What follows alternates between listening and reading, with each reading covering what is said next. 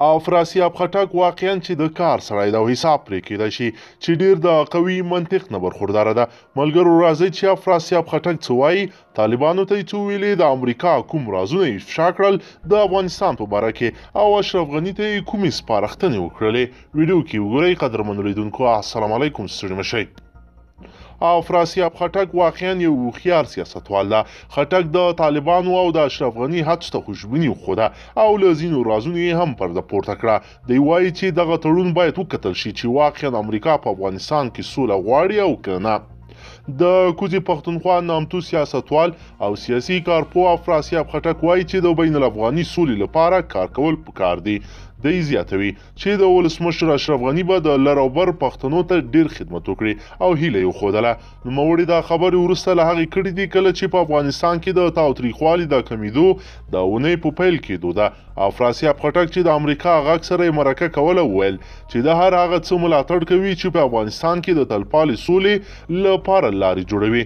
هغه همدا راز وویل چې په افغانستان کې د تاوتریخوالي کمیدل هم لویه خبره ده. هغه وویل چې د تړون تر لاسلیک مخکې باید خلک په دې پوه شي چې د امریکا او طالبانو په منځ کې په دغه تړون کې څه دي. هغه زیاته کړې ده چې دا هم باید معلومه شي چې امریکا په رښتیا هم په افغانستان کې سوله راولي او که نه یوازې د خپلو پوځیانو د ویستلو په لټه کې دي. افراسیاب خټک وایي چې تر اوسه پورې دا خبره نه ده معلومه چې طالبان تر اوسه پورې ولې له افغان حکومت سره خبرې نه کوي، ځکه چې سولې ته د رسیدو لپاره دا لازمه ده چې له افغان حکومت سره خبرې وشي. د یادولو ده چې د نن شپې 12 بجو څخه به د تاوتریخوالي د کمیدو اونۍ پیل شي چې په دې اړه طالبانو خپلو جنګیالو ته امر کړی چې په بهرني ځواکونو او افغان ځواکونو د له بریدونو لاس واخلي او یوازې دفاعي حالت دې غوره کړي. همدا راز ولسمشر غني هم په خپله ویډیو کې د تاوتریخوالي د کمیدو هرکلی کړی دی او ویلي دي چې دا د تلپاتې اوربند او سولې ته د رسیدو لپاره یوه لار کیدای شي. یاد دې وي چې امریکا او طالبانو په رسمي ډول اعلان کړی چې یوه اونۍ وروسته د فبرورۍ پر 29مه نیټه به د قطر پلازمینه دوحه کې د دوی ترمنځ تړون لاسلیک شي.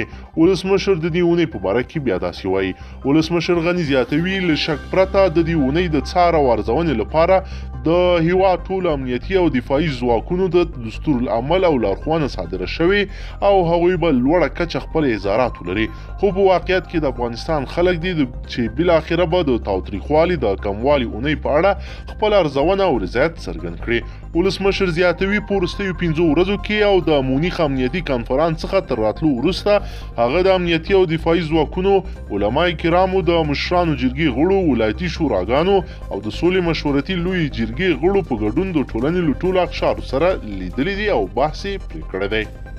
قدرمنو لیدونکو که چیرې غواړئ چې ورته تازه او مهمو پیښو څخه ځان ډېر ژر او په لنډو کې خبر کړئ، زموږ چینل سره سبسکرایب کړئ او ویډیو سره ضرور لایک کړئ. تر بلې ویډیو مو په لوی رب سپارم.